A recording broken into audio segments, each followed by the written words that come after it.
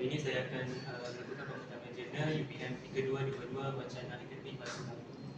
Sebelum itu saya perkenalkan diri saya dulu. Nama saya Muhammad Izzah Eka Bikar Anwar. Nombor metrik D2022 11026117 semester 2 Ijazah Sarjana Muda Pendidikan Islam dengan Kepercayaan. Okey, untuk kandungan saya akan bentangkan dari segi sumber bahan, objektif kajian, metodologi kajian, dapatan kajian dan penutup. Okay, untuk sumber bahan, artikel saya ditulis oleh Nur Azizah Samsudin dan Zanatun H. Ihsan.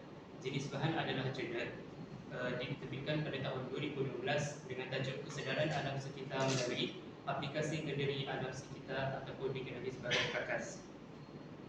Objektif kajian jurnal ini adalah untuk meningkatkan amalan dan tingkah laku mesra alam sekitar. Yang kedua, melihat refleksi pelajar terhadap aktiviti amalan kendiri. Untuk metodologi kajian, saya bentangkan dari segi 3 aspek. Aspek pertama, kajian. Kajian ini merupakan kajian kualitatif. Maklumat diambil daripada refleksi pelajar yang dianalisis secara analisis perbandingan konstan bagi membentuk tema. Aspek kedua, persampaian. Seramai 18 orang pelajar sarjana kursus CGR 6223 alam sekitar dan kelestarian telah melakukan aktiviti kajian aplikasi kendali alam sekitar selama 1 semester. Para pelajar telah merefleksikan tugasan dan pemerhatian serta perkara yang dibuat di sepanjang 14 minggu kursus. Untuk aspek yang ketiga iaitu instrumen, pelajar mengenal pasti masalah atau amalan pembaziran dalam kehidupan seharian mereka. Pelajar perlu merancang proses-proses kajian menyelesaikan masalah yang ingin diselesaikan. Pelajar menjalankan kajian secara saintifik dan sistematik dalam kehidupan mereka, dan dapatan kajian akan dikongsi dengan individu yang lain. Untuk dapatan kajian, melalui aktiviti refleksi, pelajar menganalisis konsep, menilai pengalaman dan membentuk pendapat. Hasil daripada analisis, terdapat beberapa tema yang dapat dikenal pasti iaitu kesedaran, peka, berjimat cermat, bertanggungjawab, mendapat ilmu pengetahuan, meningkatkan amalan serta perkongsian ilmu dan maklumat kepada individu terdekat dalam kehidupan mereka. Sini saya sertakan sedikit beberapa tema. Tema yang pertama, kesedaran. Menurut Hayati Syafi'i, melalui kerja lapangan secara tidak langsung akan menimbulkan kesedaran dalam kalangan para pelajar. Antara contoh reaksi para pelajar ialah kajian ini juga memberi kesedaran bahawa dalam menjaga alam sekitar, semua pihak perlu memainkan peranan masing-masing dan ia memerlukan komitmen yang berterusan untuk memastikan ia terus berkesan dan berkekalan. Untuk tema yang kedua, kepekaan. Hasil refleksi yang dinilai menunjukkan aktiviti KAKAS menjadikan pelajar lebih peka dengan isu-isu yang timbul berkaitan alam sekitar.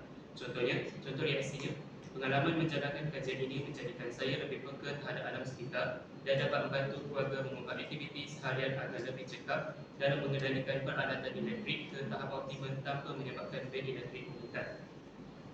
Untuk tema yang ketiga, tanggungjawab. Kajian ini menyedarkan pelajar tentang tanggungjawab individu dalam sama-sama terlibat dengan amalan memelihara alam sekitar. Reaksi yang diberikan oleh pelajar adalah kajian aplikasi ini dapat membuka minda saya supaya berfikiran lebih jauh sebelum melakukan sesuatu yang berkaitan alam sekitar. Sebelum ini saya sering melakukan berbagai perkara yang saya sudah biasa lakukan tanpa memikirkan kesan baik dan buruk suatu perkara itu terhadap alam sekitar. Dan tema yang terakhir, menambahkan pengetahuan. Hasil aktiviti KAKAS ke atas responden di mana mereka memperolehi ilmu pengetahuan baru melalui proses pencarian maklumat pada awal aktiviti dan perkongsian maklumat pada akhir aktiviti aplikasi.